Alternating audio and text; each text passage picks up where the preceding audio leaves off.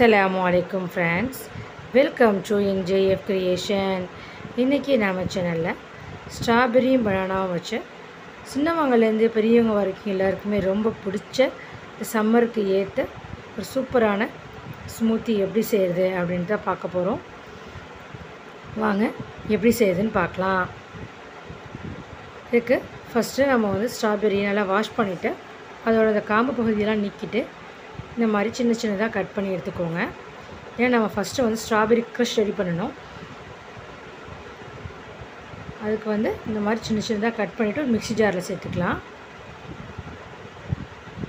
நான் வந்து ஒரு கப் அளவுக்கு, அதாவது சின்ன பவுலில் ஒரு பவுல் அளவுக்கு இந்த மாதிரி கட் பண்ணி எடுத்துருக்கேன் ஸ்ட்ராபெரி. அதே அளவுக்கு நம்ம சுகர் ஆட் பண்ணிக்கலாம்.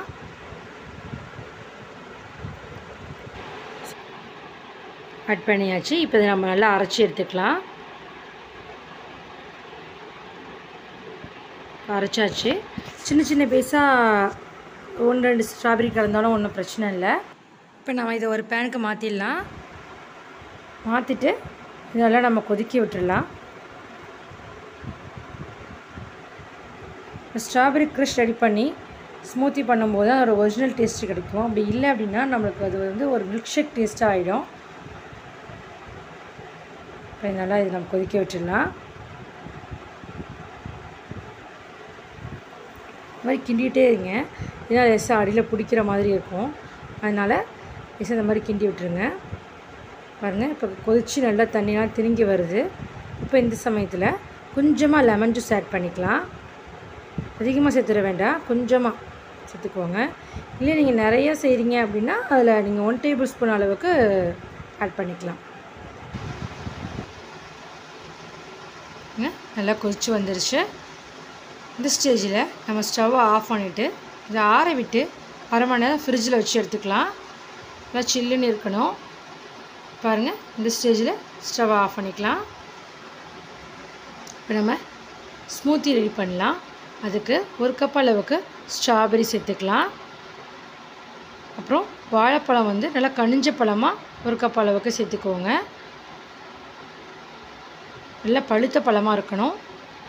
அப்புறம் ஐஸ்கிரீம் வந்து என்கிட்ட இப்போ ஸ்ட்ராபெரி ஃப்ளேவர் தான் இருக்குது, அதனால் சின்ன கப் அளவுக்கு அதை சேர்த்துக்கிறேன். நீங்கள் வந்து ஸ்மூத்தி பண்ணும்போது வெண்ணிலா ஃப்ளேவர் எடுத்துக்கோங்க, அது ரொம்ப நல்லாயிருக்கும். அது சின்ன கப் அளவுக்கு ஒரு கப் அளவுக்கு சேர்த்துருக்கேன்.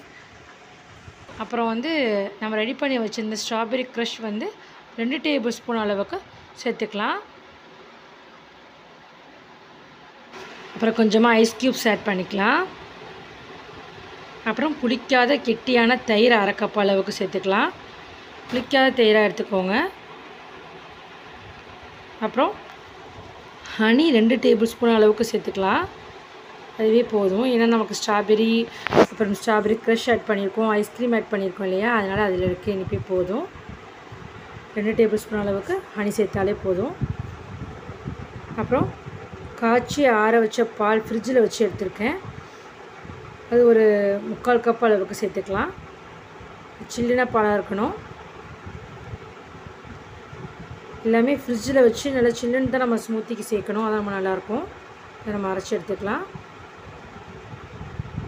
இதேமாரி வாழைப்பழம் பார்த்திங்கன்னா நல்லா கனிஞ்ச பழமாக எடுத்துக்கோங்க. ரஸ்தாளி பழம், பூப்பழம் எதுவாக இருந்தாலுமே நல்லாயிருக்கும். ஆனால் நல்லா கனிஞ்ச பழமாக எடுத்துக்கோங்க. அதுக்கப்புறம் ஹனிக்கு பதிலாக நீங்கள் வந்து சுகர் ஆட் பண்ணிக்கலாம். இப்போ இது ரெடி ஆகிடுச்சு.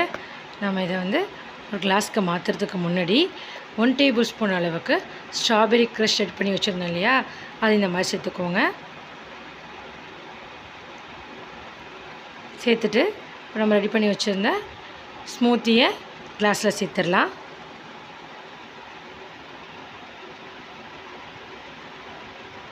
அவ்வளோதான், நம்மளோட ஸ்ட்ராபெரி பனானா ஸ்மூத்தி சூப்பராக ரெடி ஆகிடுச்சு.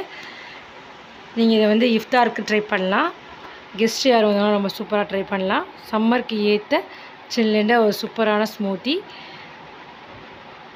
கண்டிப்பாக இந்த வீடியோ உங்கள் எல்லாருக்குமே ரொம்ப பிடிச்சிருக்கும், யூஸ்ஃபுல்லாக இருக்கும்னு நினைக்கிறேன். ட்ரை பண்ணி பாருங்கள்.